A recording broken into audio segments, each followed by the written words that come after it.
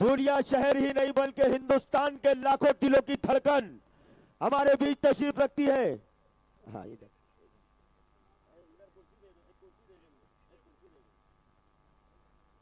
हमारे धूलिया शहर में लाखों दिलों की धड़कन जो तशरीफ लाई है। मैं इस वक्त एक ऐसी जगह से आती है वो बच्ची जिसको हम कैराना कहते हैं। कैराना उत्तर प्रदेश से सांसद बन के आई है। जोरदार तालियों में इस्तकबाल करें इकरा हसन चौधरी।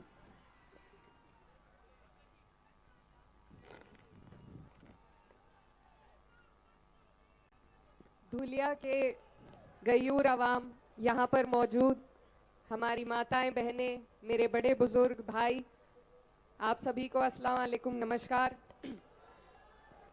मैं खैर मकदम करना चाहती हूँ हमारे बीच में हमारी समाजवादी पार्टी के राष्ट्रीय अध्यक्ष माननीय अखिलेश यादव जी का, और साथ ही में मंच पर मौजूद और जिन्होंने मेहनत से महाराष्ट्र में हमारी पार्टी को सींचने का और मजबूती देने का काम किया है, महाराष्ट्र के प्रदेश अध्यक्ष अबू आसिम आज़मी साहब, मंच पर उपस्थित रईस शेख साहब, हमारे और धूलिया के आपके उम्मीदवार इरशाद भाई जागीरदार साहब, मेरे बड़े भाई नाहिद हसन, साथ में फहाद भाई और तमाम जितने भी लोग पार्टी के यहाँ पर मौजूद हैं, आप सभी का भी मैं धन्यवाद देना चाहती हूँ।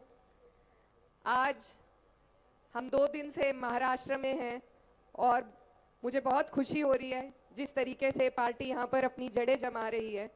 तो मैं सबसे पहले धन्यवाद आप सभी का करना चाहती हूँ कि आप इतनी बड़ी तादाद में हम सबको सुनने के लिए यहाँ पर मौजूद हुए। ये जो वक्त है ये बहुत अहम वक्त है। आपके महाराष्ट्र में चुनाव का आगाज़ हो चुका है और मुझे कहते हुए बहुत खुशी हो रही है कि सबसे पहले यहाँ पर आगाज़ जिसने किया है वो पार्टी समाजवादी पार्टी है। हमारे राष्ट्रीय अध्यक्ष अखिलेश यादव जी ने इस चुनाव का आगाज़ किया है। आप लोगों से हम आज न सिर्फ वोट की अपील के लिए आए हैं बल्कि एक बहुत बड़ी जिम्मेदारी आप लोगों के हम सब के कंधे पर है। ये जो चुनाव है ये सिर्फ इस प्रदेश का चुनाव नहीं है, आपके चुनाव पर पूरे देश की नज़र टिकी हुई है। क्योंकि इससे पहले जब 5 साल पहले यहाँ पर चुनाव हुआ था तब भी आपने इन लोगों की सरकार बनाने का जनादेश नहीं दिया था। ये वो लोग हैं जो ताकत में बैठे हैं, इन्होंने आपका जनादेश चुरा कर अपनी सरकार यहाँ पर गद्दारी से बनाने का काम किया था। तो ये वक्त है कि आप लोग एकजुट होकर इस बार इतनी ताकत से वोट डालें, एकजुट होकर इतना वोट दें कि कोई हमारे वोटों का दुरुपयोग पिछली बार की तरह ना कर पाए। आपके यहाँ से जो संदेश जाने वाला है वो पूरे देश के लिए जाएगा। पूरा देश आपकी तरफ देख रहा है कि आप इन लोगों को आप हमारे देश को क्या राह दिखाने वाले हैं। हमारे बीच में ऐसे लोग राजनीति में उतर आए हैं जिनके पास विकास का कोई एजेंडा नहीं है, सिर्फ सांप्रदायिकता फैलाकर आपको और हमें बांटने का काम किया जाता है ताकि हम अपने अहम मुद्दों से, विकास के अहम मुद्दों से हमारा ध्यान भटकाकर हम आपस में लड़ें और ये लोग कुर्सी पर सत्ता नशीन हो जाएं। तो ये मौका है आपके हमारे पास कि हमें सबसे पहले अपने जो मुद्दे हैं उनको ध्यान रखना है। हमारे बच्चों की बेहतर शिक्षा हो, उन्हें बेहतर रोजगार मिल सके, आपको चलने के लिए बेहतर सड़कें, बिजली, पानी, सब चीज़ों की व्यवस्था मिल सके। इन्हीं मुद्दों पर आपको वोट देना है।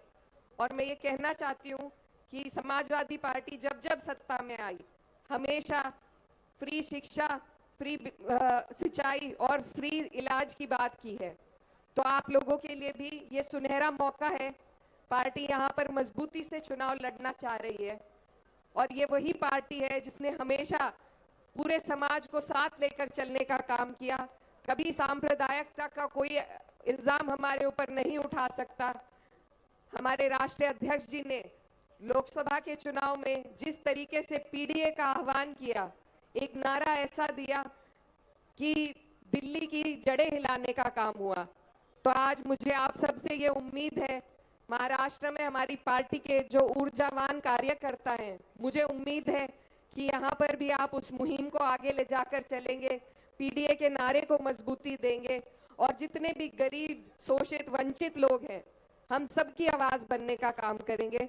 तो मेरी आप सबसे अपील है कि आपके पास एक बहुत अच्छा मौका है, एक बहुत अच्छे उम्मीदवार हैं जो बहुत शिक्षित हैं, कर्मठ हैं, आपके लिए ईमानदारी के साथ बहुत कुछ करना चाहते हैं।